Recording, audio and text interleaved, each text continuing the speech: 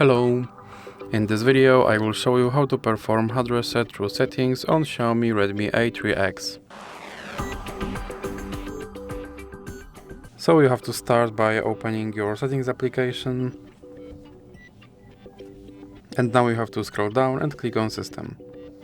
Then you have to scroll down again and click on Reset Options, and then click on Erase All Data Factory Reset, then click Erase All Data and click Erase All Data again.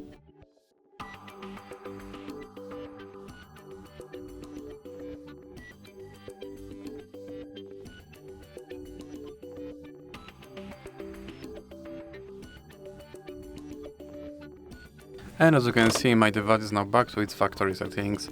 So that's it for this video. If you liked it, please remember to leave a like and subscribe.